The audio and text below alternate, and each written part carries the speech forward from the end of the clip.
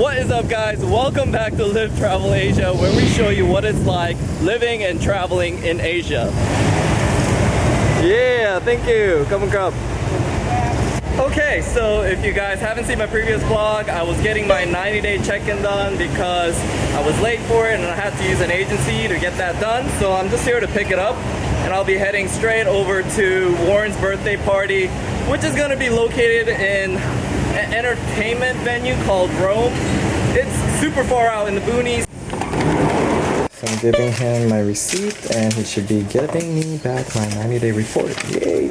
So everything seems pretty organized here. I'm just signing my name. They go above and beyond. They even like stamp a reminder on the front. So alright, check that out. I don't have to do the notification until April 19th. That'll be after Songkran and I plan on getting out of here anyway. So hopefully I don't have to do another 9-day report. Okay, so it's 5:30. The party's gonna kick off at 7 and I just spoke to Warren. He's saying that I should probably have a bite to eat before I come there if I'm hungry. So I love Phrom because they have a ton of Japanese foods around here, because Phrom is known for having all the Japanese sort of come here to shop, etc. It's the center of where all the Japanese live and shop.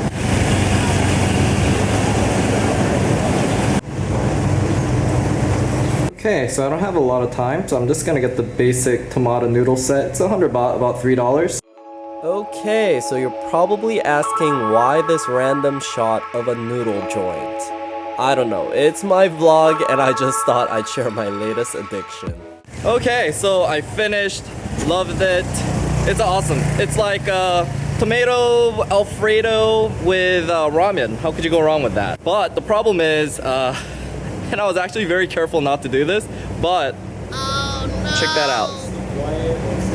Yeah, so nothing wrong with staining a Man U shirt red, but then, I don't know, I'm a little OCD about it and they don't have a bathroom there, so I'm gonna go to the Fuji Super right here, which is a Japanese super, and use a restroom to sort of clean up a little bit. Well, this is where you want to come if you want to meet Japanese people, that's for sure.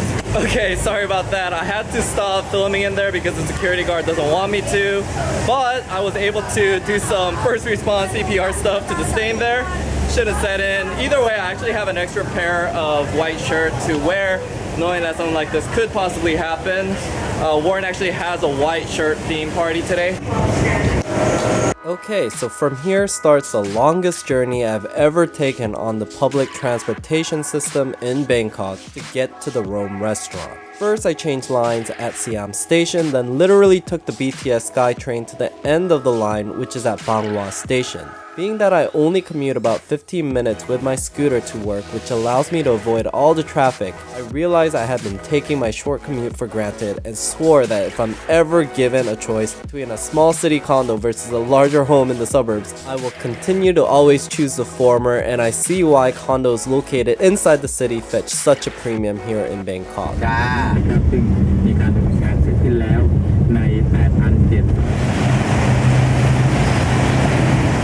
Alright, I'm finally here. The taxi, it took forever. It's like in the super outskirts of Bangkok, but still I didn't realize it's so urban out here. And the taxi offered to do a U-turn back over, and I'm glad I said no and I just crossed over the walkway, because in Bangkok when they try to do a U-turn, it's gonna be like another 4 or 5 kilometers before they can actually do it. So I said no, I'm just gonna walk over and probably save myself another $1.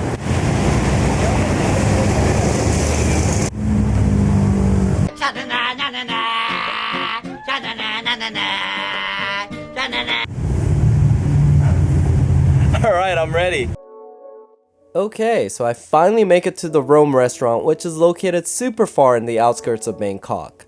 Even after you go to the end of the BTS line to Bangwa station, you'll still have to take a taxi down the main traffic-laden road another 6 miles or so. So this is not a commute I'd take lightly. Now, do I think it's worth it to come all the way down here for this? I'll have to let you decide for yourself, but it's a huge complex with outdoor seating as well as private karaoke rooms.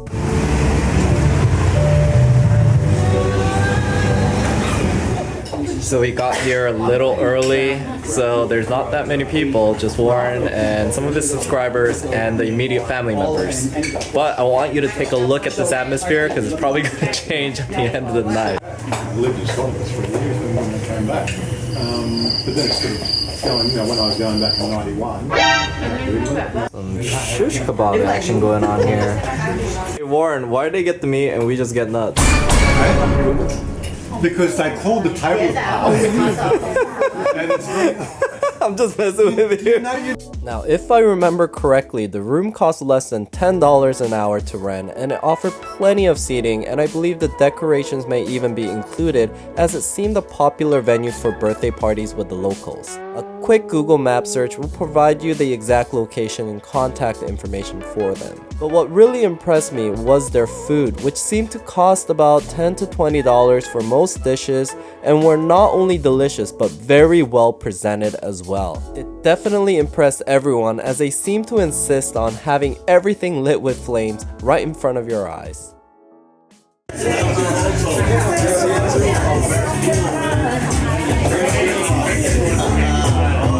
Okay, so an hour or so later, the main crowd showed up. They definitely had an excuse for being late, as they drove all the way up from Pattaya and fought the traffic all the way across Bangkok just to be here for Warren's birthday. Now, many of the attendees were the same vloggers from the night before that were at Kevin's event at the Hideaway Bar, which I vlogged about and will also link below. But we also had many of Warren's subscribers show up to the party as well, as Warren invited anyone who was in town to join in on his channel. So since everyone was famished from the trip out here, we spent the first hour or so simply eating and enjoying the food. But once we were full and satisfied, the real party began.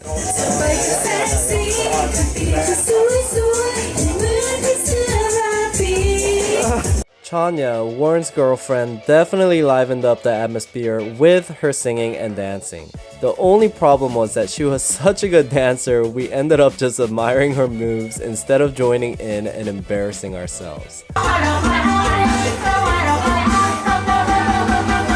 Warren was the exception, however, since it was his birthday. Anyways, as the night went on, a few of us had a shot at participating by singing karaoke. But unfortunately, they didn't have any English songs, so we had to YouTube the songs.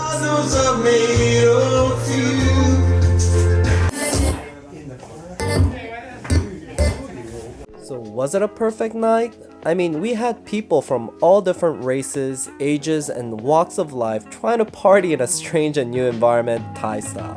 So we definitely had our awkward moments. But I had an opportunity to talk to some of Warren's subscribers and heard their stories about how his videos gave them the courage to move to Thailand and how grateful they were for his videos. And a guy like that definitely deserved a happy birthday, no matter how far away and weird his party was. It's only 6 candles. Oh my god. People can't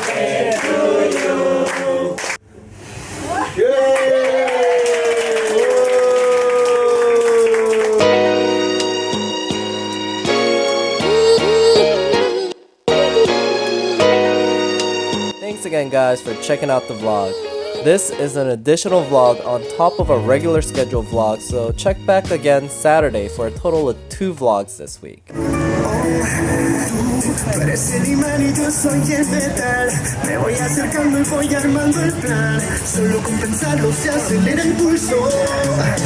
Okay, so we finally wrapped up everything.